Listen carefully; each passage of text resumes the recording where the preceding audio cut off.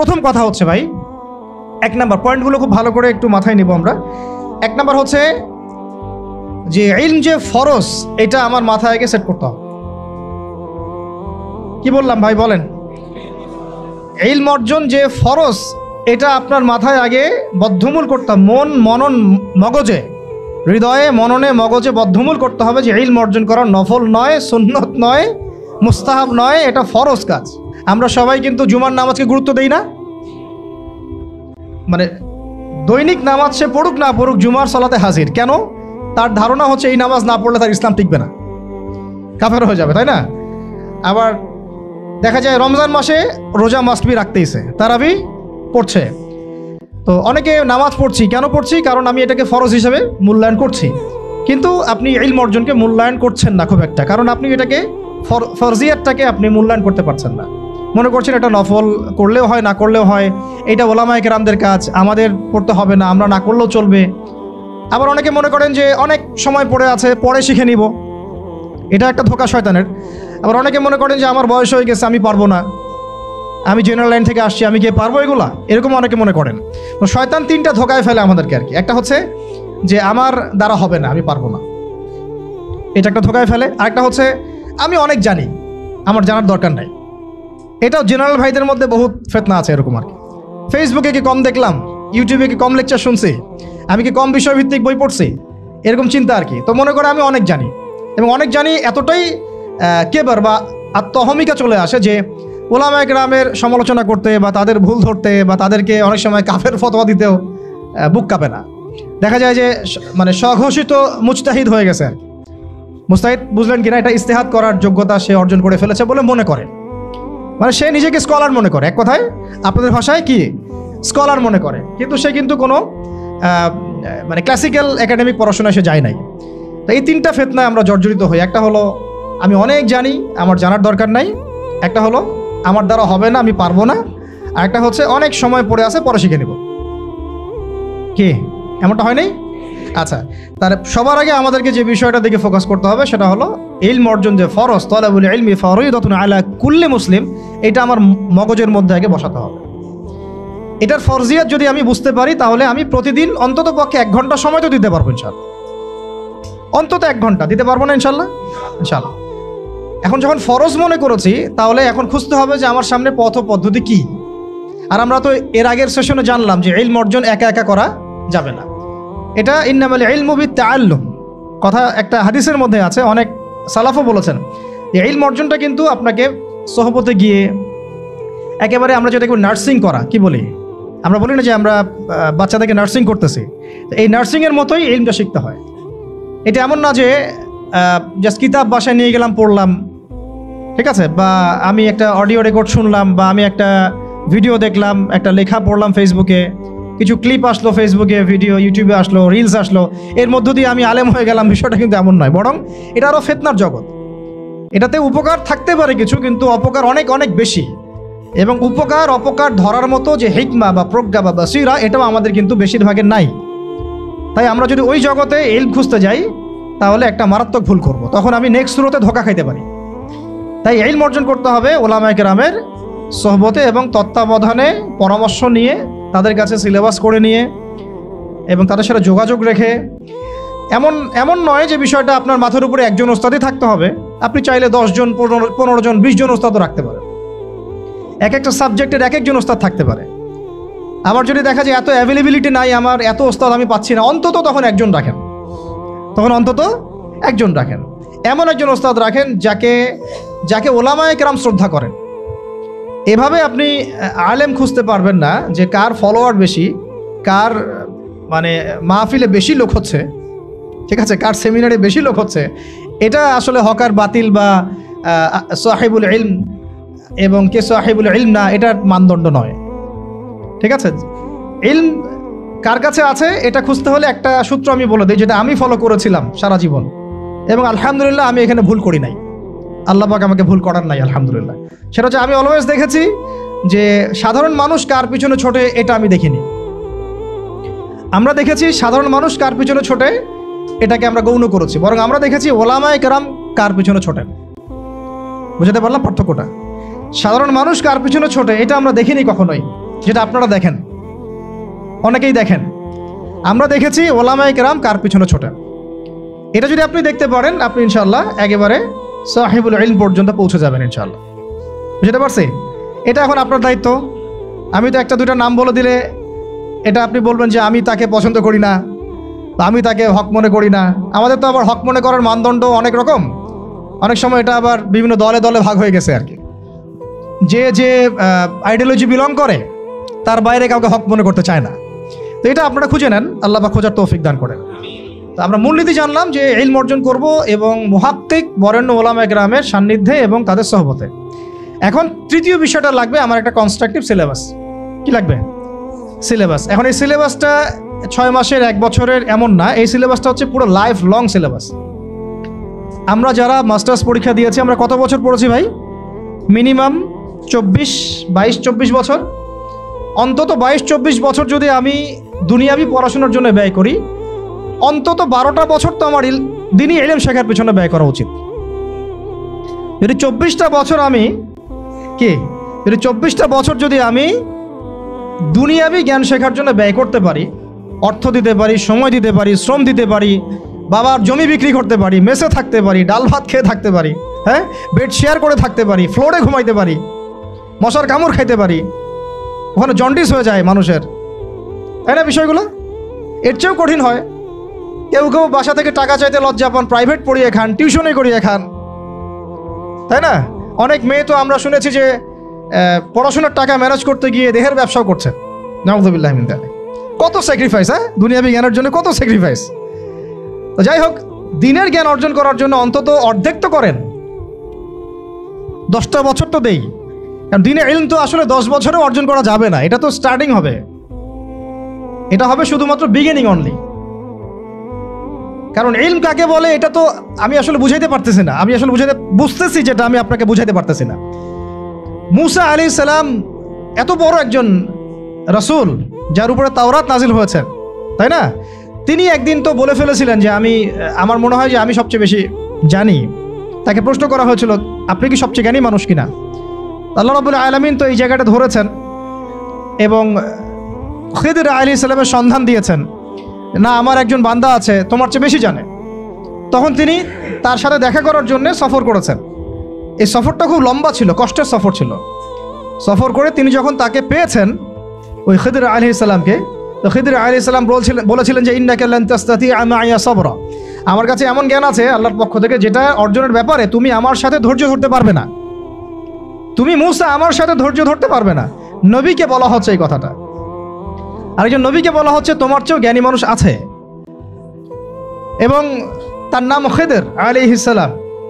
তার ব্যাপারে আল্লাহ পাক বলছেন ওয়া আল্লামনাহু মিন লাদুন্না ইলমা, আমি আল্লাহ তাকে আমার পক্ষ থেকে জ্ঞান শিক্ষা দিয়েছি।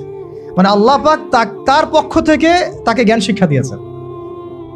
এবং তারা যখন ওই যে বোটে নৌকার করে সফর করছিলেন, তখন একটা পাখি এসে একটু পানি খেয়ে চলে যায়। তখন খিদর আলাইহিস সালাম বলেছিলেন যে এই যে পাখিটা যতটুকু পানি নিয়েছে, এই যে পাখিটা যতটুকু পানি নিয়ে গেছে এখান থেকে, এই পুরো কায়নাতের যে জ্ঞান, মানুষের অন্য মাখলুকের যত জ্ঞান আছে, তোমার আমার যত জ্ঞান ওই পানিটুকুর মতো। আর এই যে পুরো দেখছো তুমি নদী এবং সাগর যত কিছু আছে, এটা হলো আল্লাহ রাব্বুল আলামিনের জ্ঞান। তো আমরা তো জ্ঞান কি ওটা বুঝাতে পারতেছি না। এই জন্য দেখবেন যে যত বড় আলেম হয় সে তত বিনয়ী হয় এবং তত বেশি সে মানে বইয়ের পোকা হয়ে যায়। আমাদের ওস্তাদদেরকে আমরা দেখেছি যে বই ছাড়া তারা তো মনে হয় 1 ঘন্টাও সময় অপচয় করেন না। কিতাব থাকেই হাতে অথবা সাথে ব্যাগে, চলতে ফিরতে খালি বই পড়ছেন আর পড়ছেন। তো এটা একটা সুরত। তাহলে আমরা বুঝলাম যে জ্ঞানের কোনো শেষ নাই। তাহলে যেহেতু কোনো শেষ নাই এবং জ্ঞানের মূল উৎস আল্লাহ রাব্বুল আলামিন, তাহলে এটা একটা লাইফ লং প্রসেস। তবে একটা নির্দিষ্ট গন্তব্যে গেলে আমরা মোটামুটিভাবে ফরজে আইন জানতে পারবো, অ্যাটলিস্ট কোরআন তেলাওয়াত শিখতে পারবো, অ্যাটলিস্ট ইনশাআল্লাহ আরবি ভাষাটুকু তুলনামূলক শিখতে পারবো ইনশাআল্লাহ। এরপরে কিছুটা অনুবাদ করতে পারবো কোরআনুল কারীম ইনশাআল্লাহ, হাদিসের ইবারতগুলো পড়তে পারবো ইনশাআল্লাহ, ফিকহের কিতাবগুলো পড়তে পারবো, আকীদার কিতাবগুলো পড়তে পারবো। আশা করা যায় ওই পর্যায়ে গেলে আমি তখন আরও বড় কিছু করার জন্য ফিকির করতে পারবো। তো ওই লেভেল পর্যন্ত তো আমাকে যেতে হবে, তাই না? আচ্ছা, এখন আসেন এই লেভেল পর্যন্ত যাওয়া আমাদের এই সোসাইটির কথা বলছি আর কি, আমাদের জন্য কতটা সহজ বা কতটা কঠিন, ঠিক আছে? তাহলে জানলাম ইলম অর্জন করতে হবে, ফরজিয়াত আছে, ওলামা কেরামের সোহবতে করতে হবে, এটা খুবই বেশি জরুরি। একা একা করা যাবে না, একা একা করলে আপনি আহলে ফেসবুক ওয়াল জামায়াত হয়ে যাবেন, ঠিক আছে?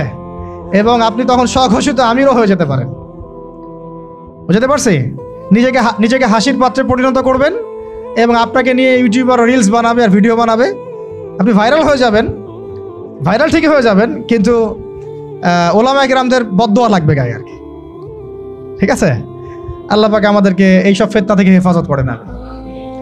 সোহবত লাগবে, এবং সোহবতটা একটা লং প্রসেস। এটা একদিন 2 দিন 1 বছর 2 বছরের না, সারা জীবন লেগে থাকে আর কি। যদি আমাদের হায়াত আল্লাহ পাক আমাদেরকে আরো যদি 20-30 বছর বাঁচিয়ে রাখেন, মানে 30 বছরই আমাকে লেগে থাকতে হবে, ব্যাপারটা এরকম আর কি। আল্লাহ পাক যেন আমাদেরকে ইলমের পথে দীর্ঘ নেখায়াত নসিব করে না।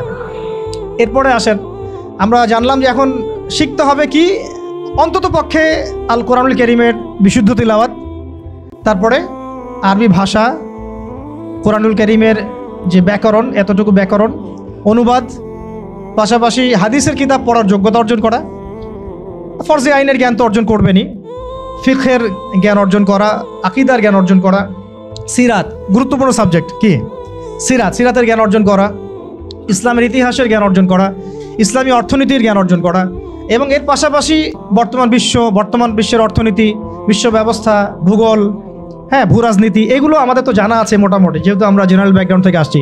এগুলো তো ইউনিভার্সিটিতে পড়েছেন মাশাআল্লাহ। এমনকি ইউনিভার্সিটিতে আপনারা অনেকে ওয়েস্টার্ন ফিলোসফি পড়েছেন, আমার চেয়ে আপনারা ভালো জানেন। অনেকে ম্যাথামেটিক্সে এখানে আছেন, অনার্স মাস্টার্স করেছেন, কেমিস্ট্রিতে আছেন, ফিজিক্সে আছেন, অনেক বড় বড় জায়গা থেকে মানুষ এসেছেন, MBBS ডক্টরও আছেন। তো এই পড়াশোনা তো মাশাআল্লাহ আপনার আছেই। এখন কোনটা ল্যাকিংস? ইসলামিক বেসিক পড়াশোনার ল্যাকিংস আছে, তাই তো? এখন আমাদের সামনে দুটো রাস্তা। একটা হচ্ছে বাংলাদেশের শিক্ষা সিস্টেমটা আপনি দেখবেন 2 ভাগে বিভক্ত আর কি। একটা ভাগ হচ্ছে মাদ্রাসা শিক্ষা ব্যবস্থা, একটা হলো জেনারেল শিক্ষা ব্যবস্থা। এখন মাদ্রাসা শিক্ষা ব্যবস্থা তাদের মতো করে তারা সাজিয়ে নিয়েছেন, এবং এটার মধ্যে মাশাআল্লাহ যা আছে তার বেশিরভাগই কি আমাদের সবার জন্য উপকারী। হয়তো মাদ্রাসা শিক্ষার কারিকুলামে জেনারেল শিক্ষার কিছু সাবজেক্ট নাই, যেমন ধরেন ফিজিক্স নাই, বা সায়েন্সের বেসিক সায়েন্সগুলো নাই, ইংরেজি হয়তো সব জায়গায় বাধ্যতামূলক না, কিছু কিছু জায়গায় হয়তো আছে, তারপরে ভূরাজনৈতিক প্রেক্ষাপটগুলো নাই, ইকোনমিক্সের পড়াশোনাটা কম, মানে যে পড়াশোনাগুলো এখন ওয়ার্ল্ডকে ডিল করতে প্রয়োজন হচ্ছে, এগুলো কিছু কিছু ক্ষেত্রে কোনো কোনো মাদ্রাসায় নাই। আর যে মাদ্রাসাগুলো পুরোপুরি আধ্যাত্মিক, ঠিক আছে, ইলম এবং তাসাউফে পরিপূর্ণ, ওই মাদ্রাসাগুলোতে এই সাবজেক্টগুলোর প্রয়োজনও নাই। কারণ ওইটা যদি ওখানে ঢুকানো হয় তখন সেখানকার রুহানিয়াত নষ্ট হয়ে যাবে। এই সেন্সে ওগুলো এভাবে আছে, এটা পারফেক্ট আছে। হয়তো তারা যখন আলেম হয়ে যাবেন, দাওরা হাদিস পাস করবেন, মানে ইফতা দিয়ে ফেলবেন, এরপরেও তারা চাইলে কিন্তু ইংরেজিতে একটা কোর্স করতে পারেন, ICTর কোর্স করতে পারেন, তাই না, কম্পিউটার সায়েন্সের কোর্স করতে পারেন, এভাবে তারা তাদের সেলফ স্কিল ডেভেলপমেন্ট করতে পারেন। তো ওইদিকে তাদেরকে আর কোনো রকম চাপ দেওয়ার সুযোগ নাই, বা দেওয়ার দরকারও নেই, উচিত না। আমাদের দিকে আসেন, বাকি সাবজেক্ট আরেকটা ডিপার্টমেন্ট হচ্ছে জেনারেল ডিপার্টমেন্ট, তাই না? এখন আমাকে একটা প্রশ্ন উত্তর দেন যে মাদ্রাসা ব্যাকগ্রাউন্ডের স্টুডেন্টদের সংখ্যা বেশি না জেনারেল ব্যাকগ্রাউন্ডের স্টুডেন্টের সংখ্যা বেশি? আচ্ছা, কোনো জরিপ আছে আপনাদের কাছে কত % বেশি? কোনো আইডিয়া আছে যে আমাদের মাদ্রাসা ব্যাকগ্রাউন্ডের স্টুডেন্ট সংখ্যা কত এবং জেনারেল ব্যাকগ্রাউন্ড স্টুডেন্টের সংখ্যা কত? জি, মোটামুটি কাছাকাছি গিয়েছেন আপনি। 25% আমাদের দেশে মাদ্রাসা ব্যাকগ্রাউন্ডের মানুষ আছে। কত পার্সেন্ট? 25%। 75% হচ্ছে আমাদের জেনারেল ব্যাকগ্রাউন্ডের মানুষ। কোন ব্যাকগ্রাউন্ডের? জেনারেল ব্যাকগ্রাউন্ড, মানে আপনারা যারা আমাদেরকে মানে ইংরেজি শিক্ষিত বলেন আর কি, তাই না? এটা হচ্ছে 75%। আরেকটা বিষয় নোটিস করেন, সেটা হচ্ছে বাংলাদেশের পলিটিক্স, বাংলাদেশের সংবিধান, বাংলাদেশের সংসদ সদস্য, MP মন্ত্রীরা, অর্থনীতির সিস্টেম, ব্যাংকার, ফাইন্যান্স যারা ডিল করেন, গার্মেন্টস সেক্টর যারা ডিল করেন, যারা সমাজের নেতৃত্ব দিচ্ছেন, ঠিক আছে, তারা সবাই, তাদের দেখা যায় 98%ই জেনারেল ব্যাকগ্রাউন্ড থেকে আসছেন, ঠিক আছে?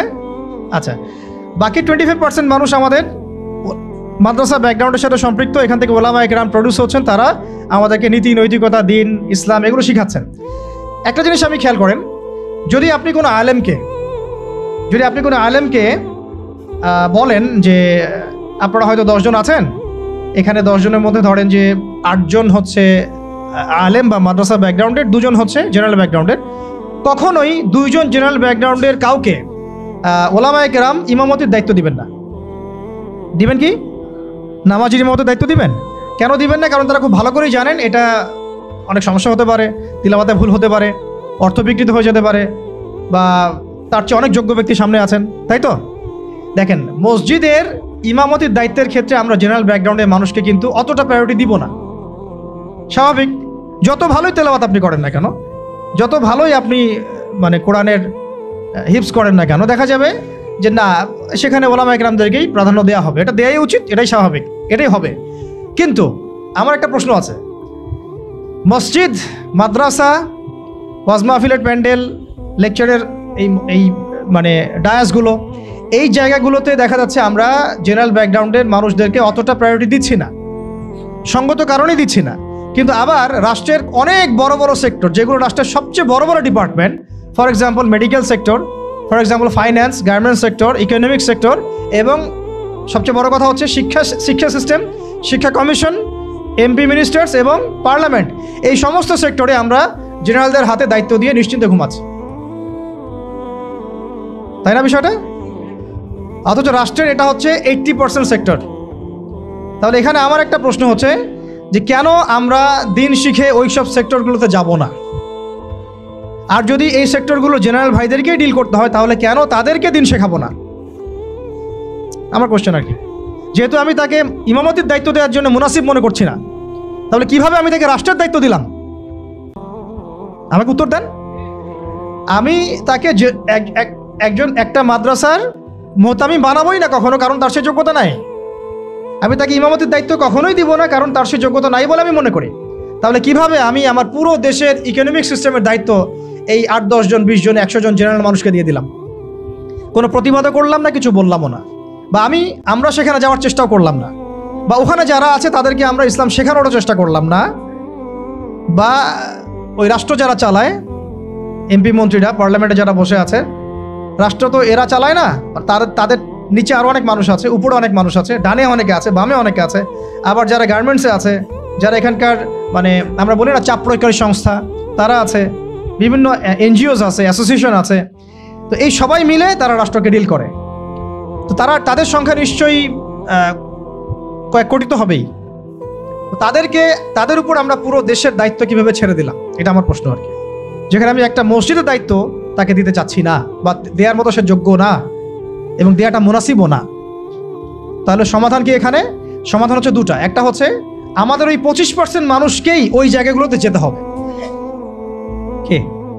ওই 25% মানুষকেই শুধু মসজিদ, মাদ্রাসা এবং মক্তব এইসব জায়গায় সীমাবদ্ধ না রেখে আস্তে আস্তে গ্র্যাজুয়ালি শিক্ষা কমিশনে, শিক্ষা ডিপার্টমেন্টে, সাংস্কৃতিক ডিপার্টমেন্টে, ইকোনমিক্সের ওয়ার্ল্ডে, এবং সবচেয়ে বড় কথা ওই পলিটিক্যাল ওয়ার্ল্ডে অ্যাপ্রোচ করতে হবে।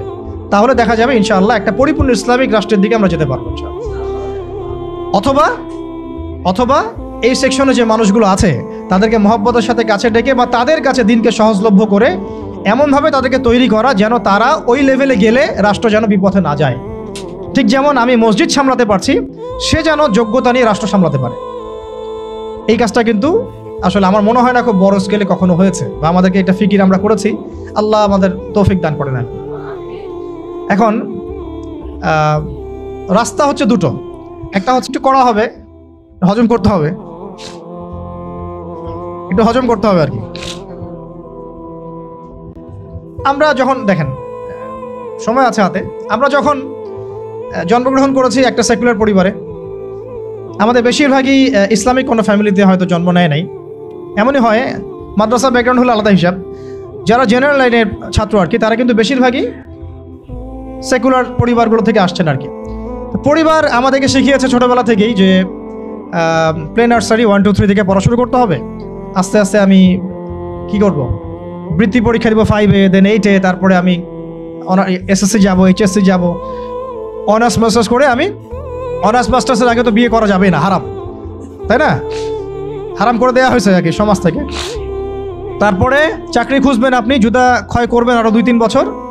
কেউ বিসিএস ক্যাডার হবেন, কেউ ইঞ্জিনিয়ারিংয়ে যাবেন, কেউ ডক্টর হবেন। মানে জন্মের আগেই পিঠে একটা সিল মারা হয়, হয় বিএনপি না হলে আওয়ামী লীগ, আর না হলে একটা সিল মারা হয় ডাক্তার না ইঞ্জিনিয়ার, তাই না? এই তো স্বপ্ন। অথবা সরকারি কোনো চাকরি পেতে হবে। এইভাবে এই মেজাজে কিন্তু আমাদেরকে গড়ে তোলা হয়েছে। তো এইভাবেই চলছিল, সব কিছু চলছে বিগত প্রায় 40-50 বছর থেকে এইভাবেই চলছে। জেনারেল লাইনের পড়াশোনাগুলোর কথা বলছি আর কি। এর আগের অবস্থা যদি এমন ছিল না। আর ওই সময় জেনারেল লাইনের পড়াশোনার মধ্যেও ইসলামিক অনেক বিষয় ছিল, যেটা আস্তে আস্তে আস্তে আস্তে বিভিন্ন সরকার এসে তাগুদ এসে এটাকে সরিয়ে দিয়েছে। এখন এই সিস্টেমের মধ্যে বুকে হাত দিয়ে বলেন তো ভাই, যে আপনারা কত বছর পড়াশোনা করেছেন? মিনিমাম 20 বছর, মিনিমাম 20 বছর। এবং প্রত্যেকটা ক্লাসে আপনাদেরকে 8টা-10টা করে বই পড়ানো হয়েছে, আমাদেরকে পড়ানো হয়েছে। এবং এই বইগুলোর মধ্যে বেসিক ইসলাম তো কখনো ছিলই না। আমরা প্রাইমারি পাস করেছি, ক্লাস 5 পর্যন্ত। প্রাইমারি পাস করা বাংলাদেশের কোটি কোটি স্টুডেন্টকে যদি আপনি সূরা ফাতিহার তিলাওয়াত ধরেন, তারা বলতে পারবে না। এটা বাস্তবতা।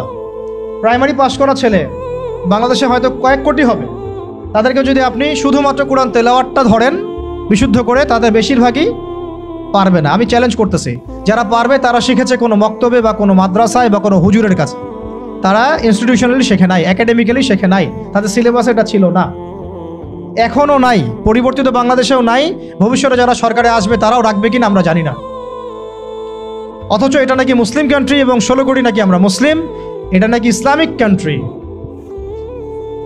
ইসলামিক কান্ট্রির শিক্ষা ব্যবস্থায় প্রাইমারি স্কুল পর্যন্ত আমার বাচ্চা কোরআন তেলাওয়াত শিখতে পারেনি, আমরাও পারি নাই। আমাদের বাবা মা আমাদেরকে শিখিয়েছেন কোনো কওমি মাদ্রাসার আলেমের কাছে বা মক্তবে। আগে পড়েছি আমরা মক্তবে, তারপরে কওমি মাদ্রাসা যাওয়া আসা করতে করতে তেলাওয়াত শিখেছে। ওটা স্কুলে আমরা শিখি নাই। কোরআন বাদ দিয়ে সবই শিখেছি স্কুলে, অঙ্ক, বাংলা, ইংরেজি, সমাজ বিজ্ঞান, ধর্ম, সবই। এমনকি শারীরিক শিক্ষা। আমার তো মনে আছে আমাদের প্রাইমারি স্কুলে তখন সঙ্গীত একটা সাবজেক্ট ছিল, চারুকারুকলা একটা সাবজেক্ট ছিল। তাহলে আমরা সব শিখছি, ললিত কলা পর্যন্ত শেখানো হচ্ছে, কিন্তু সেখানে কোরআন নাই। মানে খাদ্য, বস্ত্র, বাসস্থান, শিক্ষা, চিকিৎসার মৌলিক যে চাহিদাগুলো, এর মধ্যে কোরআন স্থান পায় নাই। নাউযুবিল্লাহ। মানে কোরআন মুসলিমদের মৌলিক অধিকার নয়, তারা এটাই বোঝাতে যাচ্ছে। তা আমি বললাম না শুরুতে যে এই রাষ্ট্র শুধু পলিটিক্যালি সেকুলার রাষ্ট্র নয়, বরং এটা এডুকেশনালিও এটা একটা সেকুলার রাষ্ট্র, ইকোনমিক্যালি এটা একটা সেকুলার রাষ্ট্র। শুধুমাত্র পলিটিক্যালি এটা একটা সেকুলার রাষ্ট্র নয়, শিক্ষা ব্যবস্থায়ও এটা সেকুলার। আচ্ছা, এরপরে আপনি যদি এই প্রাইমারি স্কুলের সমস্ত শিক্ষকদেরকেও বসান, দেখবেন শিক্ষকরা পর্যন্ত কোরআন তেলাওয়াত করতে পারছে না। বেশিরভাগে তারা জাতির শিক্ষক। হাই স্কুলে চলে যান, আমরা হাই স্কুলে পড়েছি না ভাই, মিনিমাম 8টা বই তো ছিল কাঁধে। ওই ছোটোবেলায় ব্যাগটা ঘরে ধরিয়ে দেওয়া হতো, 8টা-10টা বই। তারপরে খাতা থাকতো, ডায়েরি থাকতো, কোরআন থাকতো। কি বলেন? কায়দাটাও কি ছিল? আম্মা পাড়াও কখনো ছিল? একটা ধর্ম বই ছিল, ইসলাম ধর্ম। পরে রেজিম এসে ওটাকে দিয়েছিল ইসলাম ও নৈতিক শিক্ষা। তার কাছে মনে হচ্ছিল যে ইসলাম নৈতিক না, নৈতিক যোগ করতে হবে। নাউযুবিল্লাহ মিন যালিক। সে নৈতিক শব্দ যোগ করেছিল আর কি। মনে আছে কিনা ভুলে গেছেন? আচ্ছা, তো আমাদের ওই ব্যাগের মধ্যে কোরআন ছিল না। এখন ছিল না তার মানে দেখেন, ক্লাস 6 থেকে, প্রাইমারি শেষ, ক্লাস 6 থেকে নিয়ে 10 পর্যন্ত আপনি কি এই 5-6 বছরে 6টা সূরা মুখস্থ করছেন কিনা বলেন? স্কুলে হাই স্কুলে করেছেন? আর বাকি কি কি সাবজেক্ট পড়েছে এটা তো আপনারা জানেন। ফিজিক্স, কেমিস্ট্রি, বায়োলজি ওখানে অ্যাড হয়ে গেছে। পর্যায় সারণী আমাদের ভাইদের মুখস্থ। Hydrogen, helium, lithium, beryllium, boron, carbon, nitrogen, আর কি রে, ফ্লোরিন, নিয়ম, হ্যাঁ ভুলে গেছি আমি। এটা মুখস্থ ছিল আমারও। পদার্থবিজ্ঞানের যে আপনার কি সূত্রগুলো আছে, একেবারে E=mc² পর্যন্ত সব মুখস্থ আমাদের। হায়ার ম্যাথ, কঠিন সাবজেক্ট ছিল না, হায়ার ম্যাথের সব সূত্র আমাদের মুখস্থ। ত্রিকোণমিতি, পরিমিতি সব গিলা শেষ। এদিকে বাংলা বই খুললে দেখা যায় বঙ্কিমচন্দ্র, শরৎচন্দ্র, হ্যাঁ, তারপরে আরও কত চন্দ্র, সব চন্দ্রই। আপনারা পড়েন না এগুলা? সবাই পড়ছেন, এটা তো হাসার বিষয় না, আমরা সবাই পড়ছি। এখন আমাদের ছেলেমেয়েরা পড়তেছে। চেঞ্জ হয়েছে নাকি এগুলা? এখানে আমাদের সময় তার একটা গদ্য ছিল মহানবী, ওইটাও পরে উঠাই দেওয়া হলো। ছিল কবিতা ওমরে ফারুক, কাজী নজরুল ইসলামের, ওইটা উঠাই দেওয়া হলো। মাইনাস করতে করতে করতে করতে একেবারে প্রথমে দেখেন রাজনৈতিক পশ্চিমা মতাদর্শ ঢুকিয়ে দিয়েছে, মানে দেশ থেকে রাজনৈতিক অবস্থান থেকে ইসলাম মাইনাস। তারপরে অর্থনীতির মধ্যে সুদ ঢুকাই দিল, অর্থনীতির মধ্য থেকে ইসলাম মাইনাস। তারপরে সংস্কৃতির মধ্যে দিয়ে দিল যে বিজাতীয় সংস্কৃতি, ভারতীয় সংস্কৃতি, পশ্চিমা সংস্কৃতির মধ্য থেকে ইসলাম মাইনাস। এরপরে শিক্ষায় হাত দিল, শিক্ষায় হাত দিয়ে আস্তে আস্তে মাইনাস করতে করতে করতে এখন শরীফ থেকে শরীফা এই জায়গায় নিয়ে আসছে আর কি আপনাদেরকে, আমাদেরকে। এই হলো শিক্ষা ব্যবস্থা কোন দেশের, যে দেশের 90% মানুষ নাকি মুসলিম বাই বার্থ। আমরা ইসলাম মানে মুসলিম পরিবারে জন্মগ্রহণ করতে পেরেছি। তো তাহলে ইসলামের হালতটা আমরা বুঝি, বোঝার চেষ্টা করি কি অবস্থা চলছে। মানে আমরা তো অনেক সময় মনে করি, এটা একটু বোঝেন, আমরা অনেক সময় মনে করি কি যে আমি, আমার এই ভাই, ওই ভাই, ওই ভাই, আমরা একটা কমিউনিটির মধ্যে আছি, পুরো দেশটাই মনে হয় আমাদের মতো। আসলে এই ক্যাপটিভ ওয়ার্ল্ড থেকে বের হয়ে যখন আপনি সামাজিকভাবে ডিল করতে যাবেন, দেখবেন সমাজে রন্ধ্রে রন্ধ্রে জাহিলিয়াতগুলো ঢুকে আছে।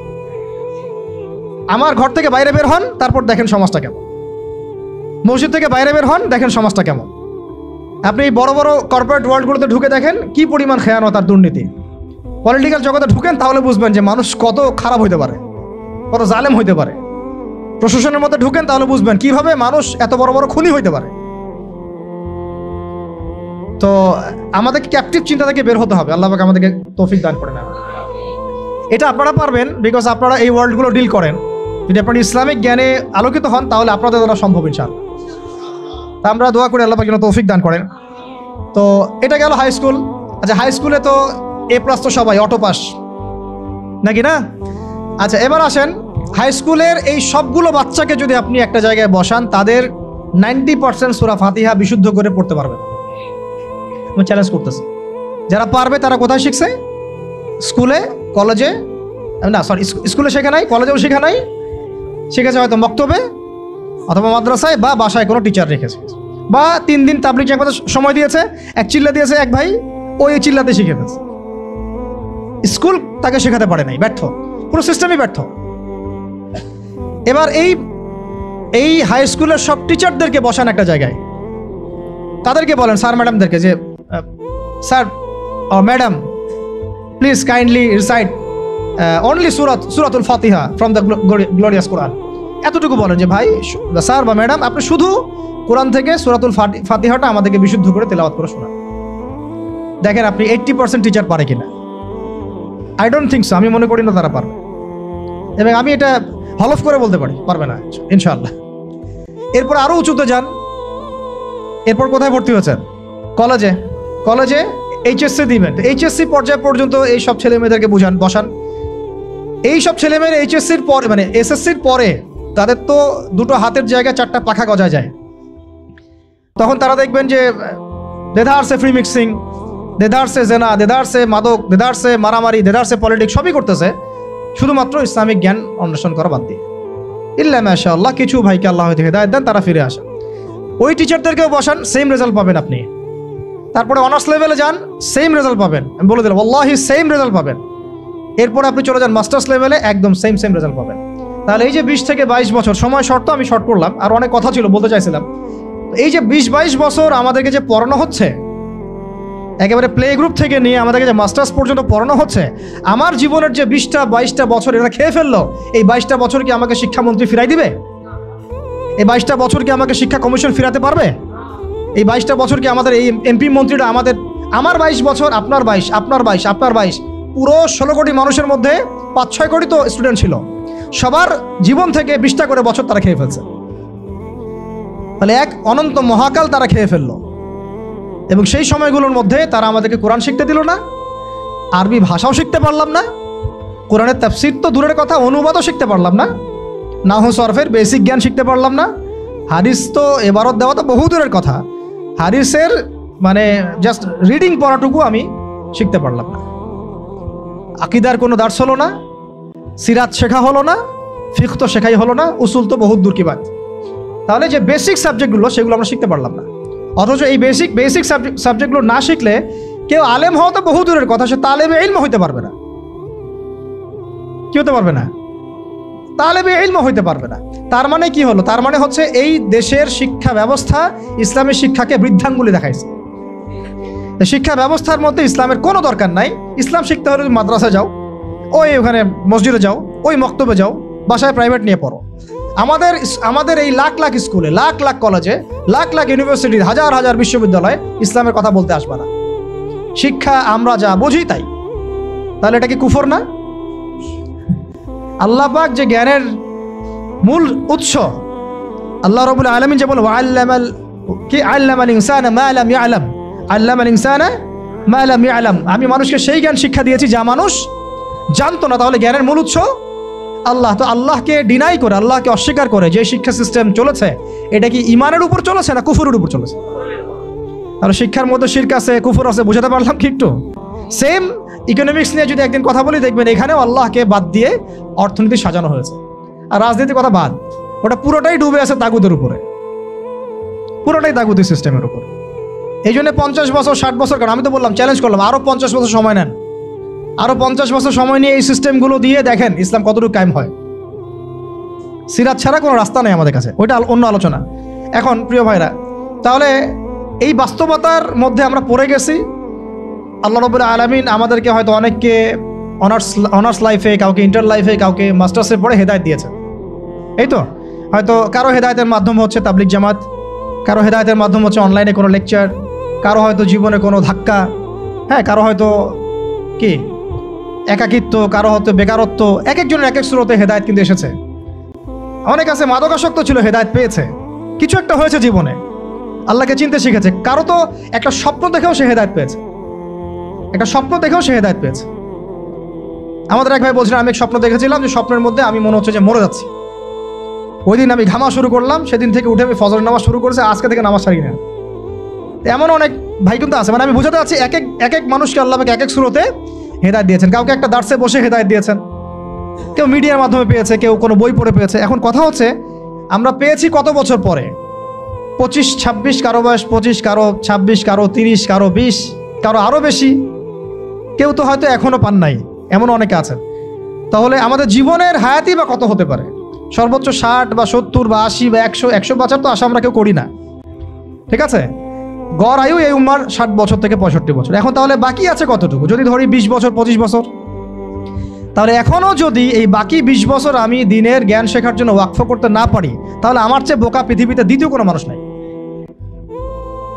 এই চেতনা জাগ্রত করার জন্য এতগুলো কথা বলা, যে এখনও যদি আমরা ওই আগে যেভাবে 25 বছর 30 বছর কাটিয়ে এসেছি, সেম স্টাইলে যদি কাটাতে চান ওই 3টা ধোকায় পড়ে, তাহলে ওয়াল্লাহি আমার আপনার মতো বোকা এবং আহাম্মক মানুষ পৃথিবীতে আর কেউ নাই।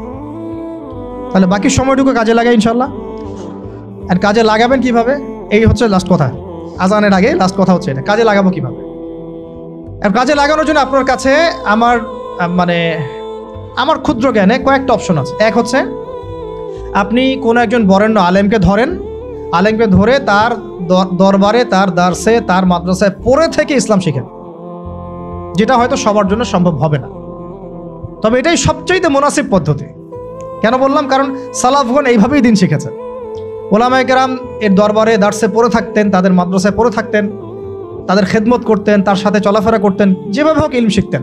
ইলম মানে তো শুধু লিখা আর পড়া না, ইলম মানে অনেক কিছু।